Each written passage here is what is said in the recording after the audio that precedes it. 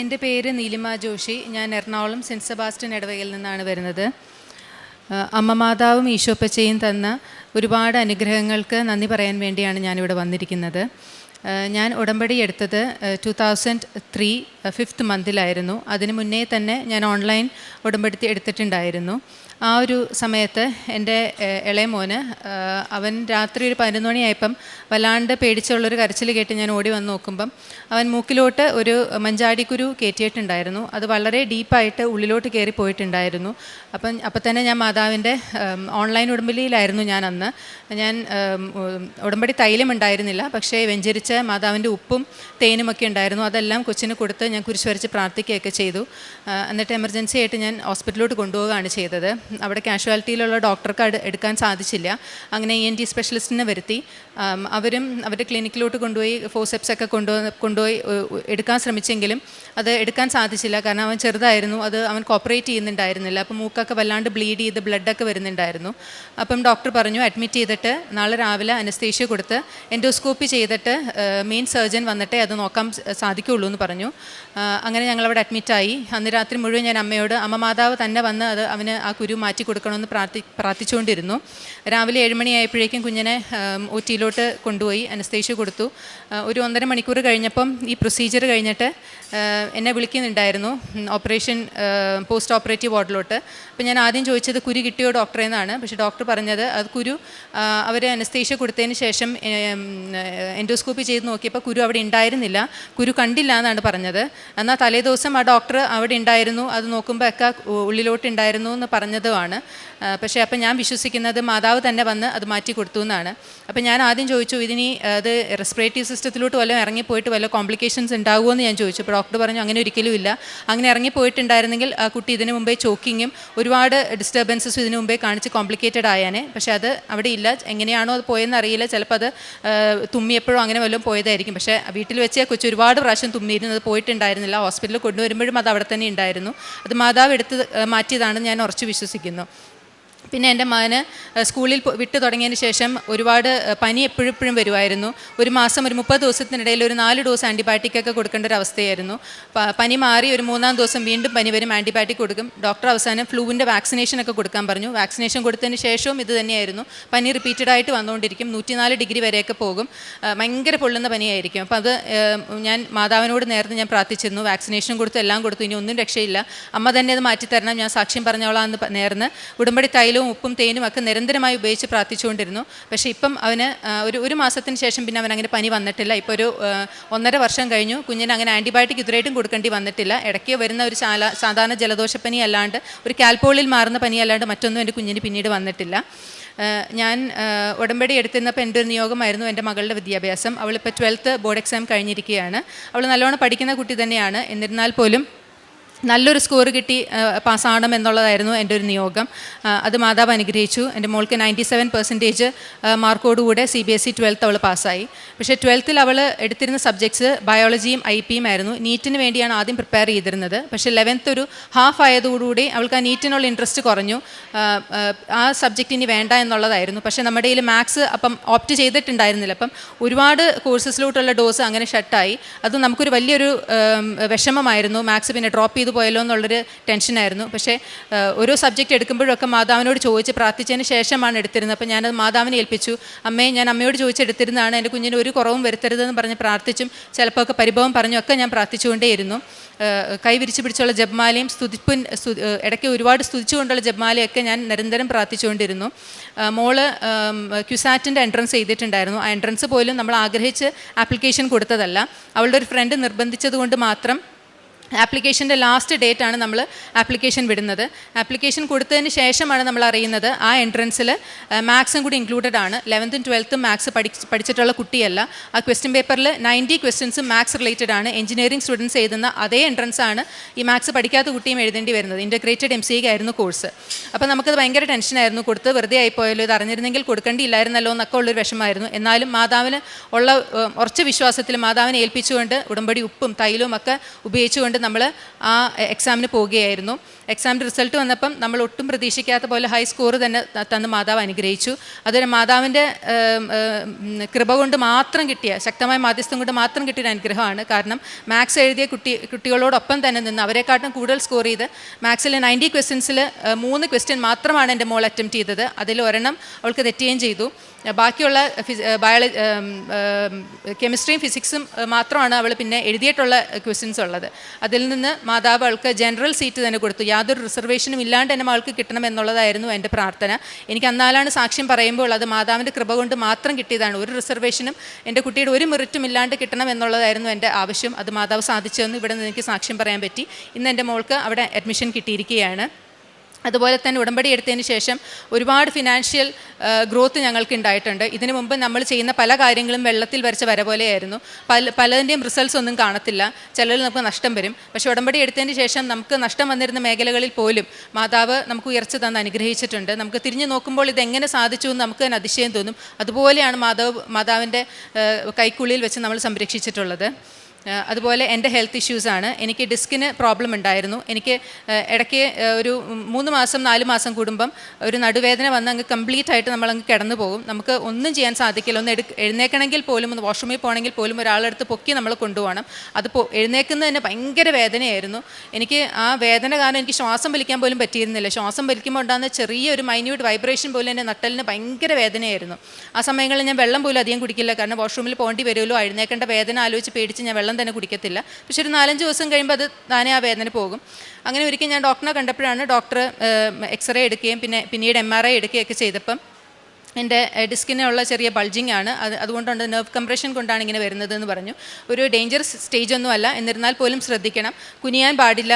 കുനിഞ്ഞ ഒരു സാധനം തറയിലെടുക്കണമെങ്കിൽ മുട്ട് മടക്കി മാത്രമേ ബെൻഡ് ചെയ്തെടുക്കാവൂ. നട്ടലൊരിക്കലും വളയരുതെന്നാണ് പറഞ്ഞ് കുറേ ഫിസിയോതെറാപ്പിയും എക്സസൈസുകളും എനിക്ക് തന്നു. പക്ഷേ എനിക്ക് അന്ന് മോന് 3 വയസ്സേ ഉള്ളൂ. അപ്പോൾ ഒരു ചെറിയ കുട്ടീനെയും വെച്ച് ഓടി നടക്കുന്ന ഒരു അമ്മയ്ക്ക് ഒരിക്കലും നട്ടൽ വളയ്ക്കാണ്ട് ഇങ്ങനെ നിന്നൊന്നും ചെയ്യാൻ പറ്റില്ല. കൊച്ചിനെ കുളിപ്പിക്കണം, പല്ലേപ്പിക്കണം, അവൻ്റെ കാര്യങ്ങളൊക്കെ നോക്കണം, അവൻ്റെ പുറകെ ഓടണം. അപ്പോഴൊക്കെ നമുക്ക് നട്ടൽ വളയ്ക്കാണ്ട് ഒന്നും നിൽക്കാൻ പറ്റില്ല. ഇതെല്ലാം ഞാൻ ചെയ്തിരുന്നു. ക്രമേണ എനിക്ക് വേദന കൂടി വന്നു. പിന്നീട് എനിക്ക് വീട്ടിനുള്ളിൽ തന്നെ നടക്കാൻ, എൻ്റെ കാലിലോട്ട് ഉള്ള ഞരമ്പിൻ്റെ കംപ്രഷൻ കാരണം എനിക്ക് കാലിലോട്ട് പ്രയാസമുണ്ടായി നടക്കാൻ തന്നെ. അപ്പം ഞാൻ വീട്ടിനുള്ളിൽ പോലും ഞാൻ ചട്ടി നടക്കുന്നൊരവസ്ഥയെത്തി. വേദന എനിക്ക് സഹിക്കാൻ പറ്റാണ്ടായി. പൂറ്റി എനിക്ക് കുത്താൻ പറ്റാത്തൊരവസ്ഥയായിരുന്നു. അപ്പോഴൊക്കെ ഞാൻ പേടിച്ചു. ഞാൻ ദൈവമേ, കൊച്ചു ചെറുതാണ്, 2 ഏജ് ഗ്രൂപ്പിലുള്ള പിള്ളേരാണ് എനിക്കുള്ളത്. ഒരാൾ ബോർഡ് എക്സാമിന് നോക്കുന്നു, ഒരാൾ ചെറിയൊരു ടോഡ്ലറുമാണ്. അപ്പം ഞാൻ എന്ത് ചെയ്യും എന്നുള്ളൊരു ടെൻഷൻ എനിക്ക് എപ്പോഴും ഉണ്ടായിരുന്നു. ഞാൻ കിടന്നു പോകുമോ എന്നൊക്കെയുള്ളൊരു ഭയം എന്നെ വല്ലാണ്ട് വേട്ടയാടിക്കൊണ്ടിരുന്നു. പക്ഷേ ഞാൻ നിരന്തരം, എനിക്ക് എക്സസൈസുകളുടെ ഡോക്ടർ പറഞ്ഞ ഫിസിയോതെറാപ്പി ഒന്നും ചെയ്യാൻ സാധിച്ചിരുന്നില്ല. കാരണം വേദന മൂലം ഡോക്ടർ ഒരു ദിവസം 100 പ്രാവശ്യം ചെയ്യണമെന്ന് പറയുന്ന എക്സസൈസ് ഒരു 5-10 പ്രാവശ്യം ഞാൻ എൻ്റെ വേദന പിടിച്ച് ഞാൻ ചെയ്യുക മാത്രമാണ് ചെയ്തുകൊണ്ടിരുന്നത്. പക്ഷേ മുടങ്ങാണ്ട് ഞാൻ തൈലവും ഉപ്പും തേനും ഞാൻ ഉപയോഗിച്ച് ഞാൻ വിശ്വാസത്തോടെ പ്രാർത്ഥിച്ചുകൊണ്ടേയിരുന്നു. അത് ഒരു 1-1.5 മാസം കഴിഞ്ഞപ്പോൾ തന്നെ മാതാവ് എനിക്കത് പൂർണ്ണമായും മാറ്റി തന്നു. ഇപ്പം എനിക്ക് എല്ലാ കാര്യങ്ങളും, എൻ്റെ വീട്ടിലെ കാര്യങ്ങളും എൻ്റെ മക്കളുടെ കാര്യങ്ങളെല്ലാം എനിക്ക് നോക്കാം. എനിക്ക് ആ ഒരു ബുദ്ധിമുട്ടൊന്നും ഇല്ല. എനിക്ക് പിന്നീട് ഫൈബ്രോമയാൾജിയ എന്ന് പറഞ്ഞൊരു കണ്ടീഷനും കൂടെ ഡയഗ്നോസ് ചെയ്തിരുന്നു. അത് ഡോക്ടർ പറഞ്ഞ അതിന് ക്യൂറില്ല. അത് നമുക്ക് നമ്മുടെ ലൈഫ് സ്റ്റൈൽ ചേഞ്ച് ചെയ്തുകൊണ്ടും എക്സസൈസ് കൊണ്ടും അതിനെ മാനേജ് ചെയ്ത് കൊണ്ടുപോകാൻ പറ്റുമെന്ന് മാത്രമേ ഉള്ളൂ. അത് നമ്മുടെ മസിൽസ് വീക്ക് ആകുന്നത്, നമുക്ക് വല്ലാണ്ട് എക്സസീവ് പെയിൻ നമ്മുടെ ഓരോ ബോഡി പാർട്സിനും ഉണ്ടാകുകയും ഉറക്കക്കുറവ്, മൂഡ് സ്വിങ്സ്, സ്ട്രെസ്സ് ഇതൊക്കെ ഉണ്ടാകുന്ന ഒരു അസുഖമാണ്. പക്ഷേ അതിൽ നിന്നും മാതാവിനെ രക്ഷിച്ചു. ഇപ്പോൾ എനിക്കങ്ങനെ ബോഡി പെയിനും ഒന്നുമില്ല. ഫൈബ്രോമയാൾജിയ ഉള്ള മറ്റുള്ള പേഷ്യൻസിൻ്റെ പല സോഷ്യൽ മീഡിയയിൽ പ്ലാറ്റ്ഫോമിലുള്ള പല ബുദ്ധിമുട്ടുകളും കേൾക്കുമ്പോൾ ഞാൻ വിചാരിക്കും, ഇതേ രോഗമുള്ള എനിക്ക് എല്ലാ കാര്യങ്ങളും ചെയ്യാൻ സാധിക്കുന്നു. അറ്റ് പ്രസൻറ്റ് എനിക്ക് യാതൊരു വേദനയും ഒന്നുമില്ല. കഴിഞ്ഞ 2 വർഷമായിട്ട് അങ്ങനെ കിടന്നു പോകുന്ന ആ ഒരു നടുവേദന പിന്നെ വന്നിട്ടേ ഇല്ല. മറ്റേത് ഒരു 3 മാസം 4 മാസം കൂടുമ്പം അങ്ങനെ 4 ദിവസത്തേക്ക് കിടന്നു പോകുന്നൊരു സിസ്റ്റം ആയിരുന്നു എനിക്ക്. ഇപ്പം ആ 2 വർഷമായിട്ട് എനിക്ക് ആ വേദന വന്നിട്ടേ ഇല്ല.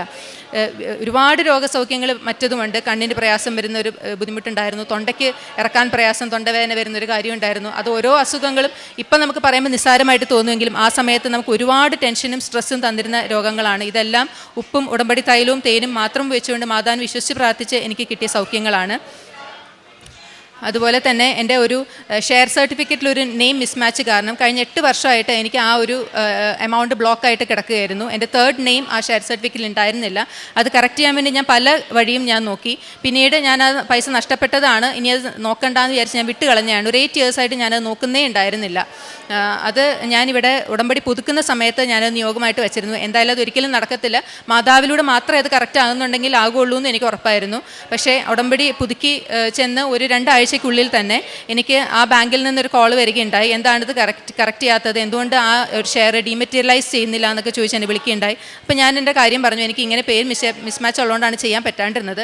പണ്ട് ഞാൻ അങ്ങോട്ട് വിളിച്ചാൽ എൻ്റെ ഫോൺ ബ്ലോക്ക് ചെയ്ത് വെക്കുകയും എന്നെ എടുക്കാണ്ടിരുന്ന ബാങ്കിലെ എംപ്ലോയീസാണ്. പിന്നീട് അവരിങ്ങോട്ട് വിളിച്ച് ഫോളോ അപ്പ് ചെയ്യും. അതിന് വേണ്ട കാര്യങ്ങളെല്ലാം പിന്നീടും പല ഘട്ടങ്ങളിലും ഒരുപാട് തടസ്സങ്ങളുണ്ടായിരുന്നു. കാരണം നമുക്ക് ആ പേരിന് മിസ്മാച്ച് മാറ്റാനുള്ള ഡോക്യുമെൻറ്റ്സോ അല്ലെങ്കിൽ IDസോ ഒന്നും നമ്മുടെ പ്രൂഫായിട്ട് ഉണ്ടായിരുന്നില്ല.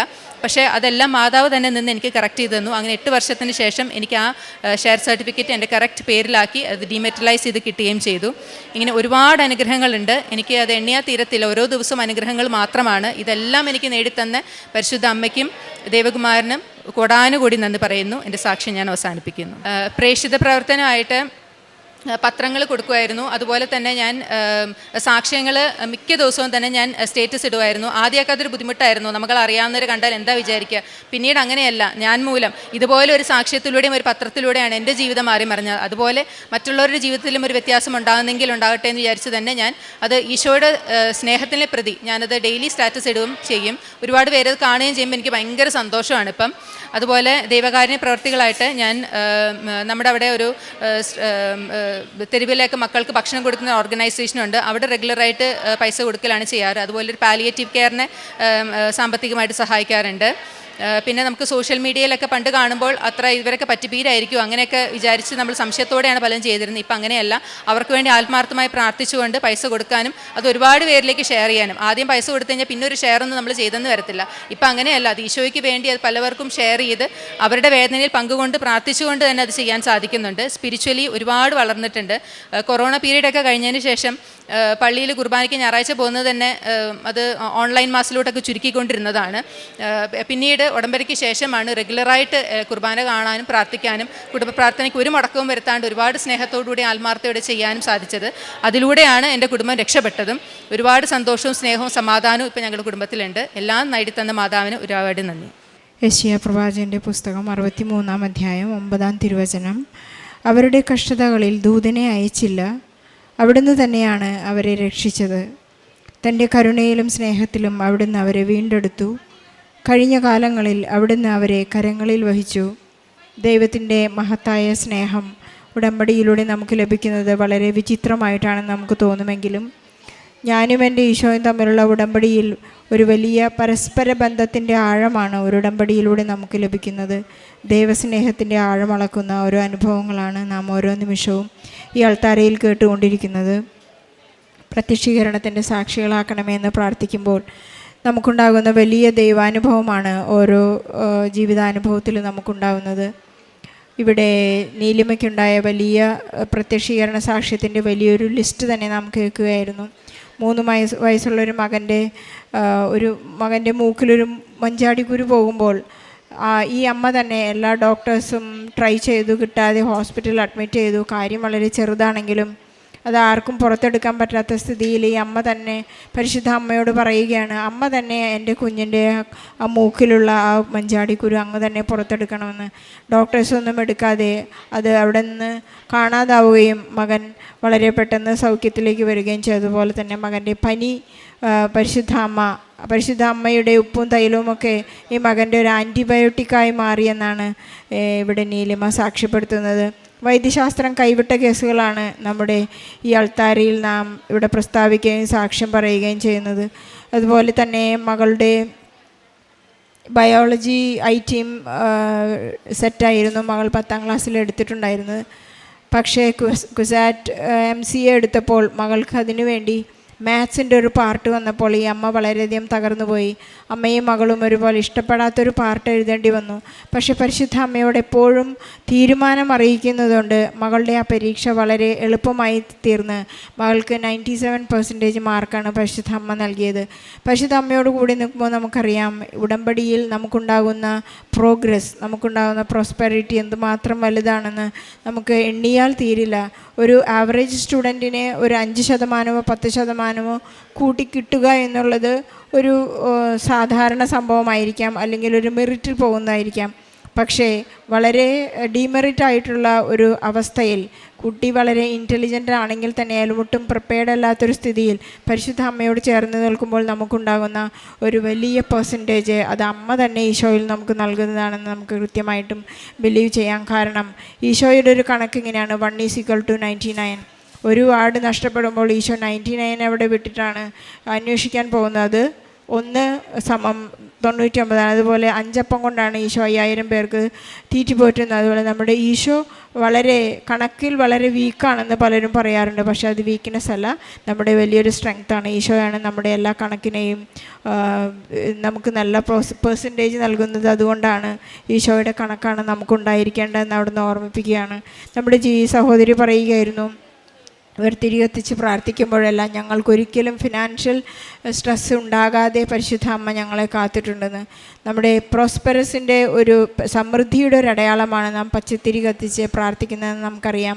പച്ച കളർ നാം പച്ചത്തിരി കത്തിച്ച് പ്രാർത്ഥിക്കും നമ്മുടെ പ്രകൃതിക്കും നമ്മുടെ ലോകത്തിനും നമ്മുടെ കുടുംബത്തിനും ഹൃദയത്തിനുമെല്ലാം ആ ഒരു ഗ്രീൻ സിഗ്നൽ നമുക്ക് എപ്പോഴും കിട്ടാൻ വേണ്ടിയാണ് നാം പരിശുദ്ധ അമ്മയോട് പ്രാർത്ഥിച്ചുകൊണ്ടിരിക്കുന്നത്. നമ്മുടെ ജീവിതത്തിൽ ആ ഒരു ഗ്രീൻ കളർ എപ്പോഴും പച്ച പിടിച്ച് നിൽക്കട്ടെ എന്ന് നമുക്ക് പ്രാർത്ഥിക്കാം. അതുപോലെ തന്നെ സഹോദരിയുടെ ഫൈബ്രോമെജോലിയ എന്ന വലിയ അസുഖം പരിശുദ്ധ അമ്മ എടുത്തു മാറ്റിയതായി സഹോദരി സാക്ഷ്യപ്പെടുത്തുന്നു. സഹോദരിക്കുണ്ടായിരുന്ന വലിയൊരു ബുദ്ധിമുട്ടായിരുന്നു അവരുടെ നെയിം ഷെയർ സർട്ടിഫിക്കറ്റിലെ പേരിനുള്ളൊരു വ്യത്യാസം. എല്ലാ ഡോക്യുമെൻറ്റുകളിലേക്കും എല്ലാ ഓഫീസുകളിലേക്കും പരിശുദ്ധ അമ്മ കടന്നു ചെന്ന് നമ്മുടെ എല്ലാ ജീവിത തരംഗങ്ങളിലും പരിശുദ്ധ അമ്മ ഒരു വലിയ താരമായി മാറുന്ന സൂപ്പർ ഹീറോനായി മാറുന്ന ഒരു വലിയ അവസ്ഥയാണ് നാം കാണുന്നത്. ഇവിടെ നീലിമയ്ക്ക് കിട്ടിയ കുടുംബത്തിനും നീലിമയ്ക്കും മക്കൾക്കും അവരുടെ തലമുറകൾക്ക് പോലും ഇപ്പോൾ അമ്മ അനുഗ്രഹിച്ചിരിക്കുകയാണ്. ഇവരുടെ ഏറ്റവും നല്ല സാക്ഷ്യത്തിന് പരിശുദ്ധ അമ്മയ്ക്ക് ഈശോയ്ക്ക് നല്ലൊരു കൈയടി നൽകി സാക്ഷ്യം നമുക്ക് സമർപ്പിക്കാം. അത്യപൂർവ ദൈവാനുഭവങ്ങൾ ഇനി നിങ്ങൾക്കും സ്വന്തം. ഈ യൂട്യൂബ് ചാനൽ ഇതുവരെ സബ്സ്ക്രൈബ് ചെയ്തിട്ടില്ലെങ്കിൽ ഇപ്പോൾ തന്നെ സബ്സ്ക്രൈബ് ചെയ്യുക. ഈ വീഡിയോ ഇപ്പോൾ തന്നെ നിങ്ങളുടെ സുഹൃത്തുക്കൾക്ക് ഷെയർ ചെയ്തുകൊണ്ട് കർത്താവിൻ്റെ പ്രേക്ഷിതരാകുക.